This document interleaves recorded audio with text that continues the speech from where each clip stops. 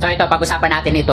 Benguet Billion. Antonio Trillanes to Baguio City Mayor Bendy Magalong. At ang sabi nga dito, scared or just loyal to Duterte? Trillanes dare Magalong to name Benguet 36 billion rap netting scam. So ayan na nga, Magalong, hinahamon ka na at sinabihan ka pa na ikaw ba ay natatakot sa mga Duterte o loyal ka lang sa mga Duterte? Kasi imagine niyo, kung pagbabasihan natin yung mga iniyayaw-yaw at sinasabi ni Magalong, puro siya akusa.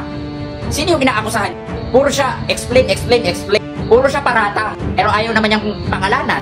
Baka naman kaya ayaw mong pangalanan kasi pinoprotektahan mo. So ngayon, sina-challenge ka ni Senator Trillanes. Ngayon, kung hindi ka takot, hindi ka loyal o pro Duterte, pangalanan mo. Hindi yung puro ka lang yaw-yaw at puro ka lang bintang Baka naman naduduwag ka sa mga Duterte o aso ka rin ng mga Duterte. Ang dami mo sinasabi about the corruption, pero hindi mo naman mapangalanan. Kaparatang, puro kapaliwan. Ayaw mo namang ituro, ayaw mo naman sabihin kung sino. O baka naman naglilinis ka rin ng iyong sarili. Tulad nila Chis Escudero, Joel Villanueva, o baka ganun din, nililinis mo ang iyong sarili o inililihis mo ang issue o baka may kinalaman din dyan. Kasi kung sasabihin mo na hindi mo pinoprotektahan ng mga Duterte o hindi ka loyal sa mga Duterte o hindi ka mga natatakot sa mga Duterte, wag ka naman paliwanag. Puro ka paliwanag.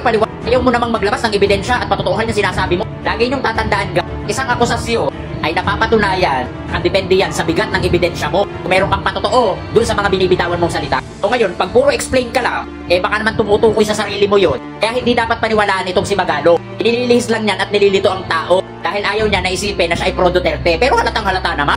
Kuhang-kuha mo yung mga style lidigo na puro kabinta, puro paliwanag. Wala namang may pakitang ebidensya. Di makapagturo. Lang nangyayari, pag kayo ay nagturo, nag-name drop kayo, i-name drop nyo, ibabalik sa inyo ang turo. At ang ending, kayo ang pinuno. Kulto ba kayo? Pangalanan ko yung team nyo. Boy Turo, Boy Pakundamay, kayo ang team gang guri-guriwak. Sasabi ko na isa kayong mga buwak, Wangbu, Boy Mema. So ngayon, i-accept mo na yan challenge sa iyo ni Senator Trillanes para naman hindi ka magmukhang protector ng mga Duterte. O kung hindi ka protector, baka naman takot ka. O baka naman may mga kinalaman ka rin sa korupsyon.